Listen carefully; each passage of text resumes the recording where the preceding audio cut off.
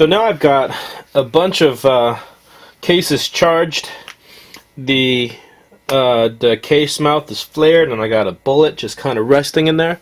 So now it comes the last step, which is seating the bullet and crimping the case. And that's actually a single process. This die is the bullet seating die, but it also puts a taper crimp on it. You can put another factory crimp on top of that if you want it to be more secure, but it's for the most part it's not necessary. And in fact, you know, this die set I bought for 9mm is just a 3 die set. It doesn't come with this 4th die. If you wanted to do it, it's a real simple process, so I don't need to go through it. Just, you know, you put it in, you seat it down so it starts touching, you give it another quarter turn, and boom, puts a nice tape or a factory crimp on it. So now there's a couple ways to do this. One way to do it is to do some trial and error, right? You want to get it down, and then you want to adhere to these specs. You want to make sure that you don't go over the maximum overall length. In this case, it's 1.169 inches or 29.69 millimeters.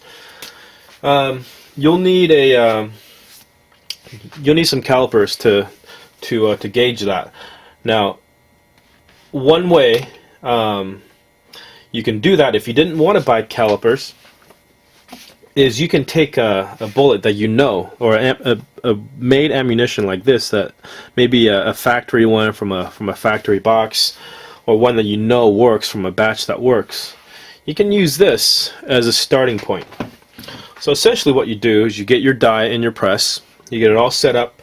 Well, actually you screw the die in there, not all the way down, and you back this top part back far enough so it's not going to touch the bullet.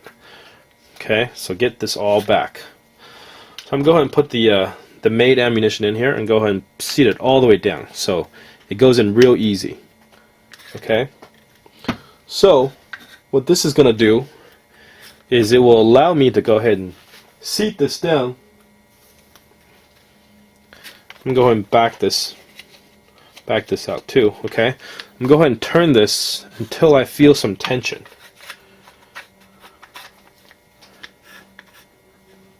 Which is right there. Okay, so now I'm going to back this out, give it a quarter turn, and then cinch it down.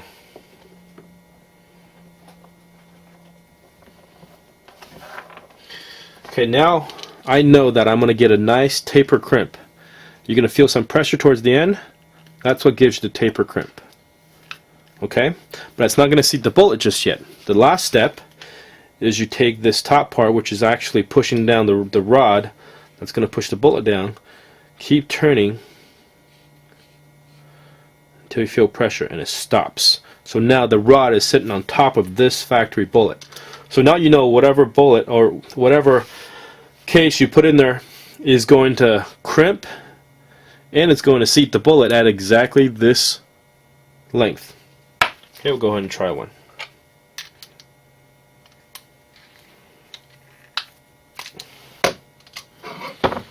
There you go. The one on the right is the one that I just seated. You can see that the flare on the mouth has been tapered back in and the bullet has been seated.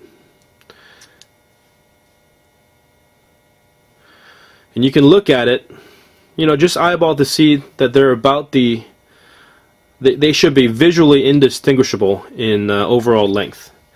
And if you wanted to seat a little bit deeper, just go ahead and give this top pin another quarter turn or something like that. So now that you have that done, you can go ahead and just seat and crimp all of these rounds.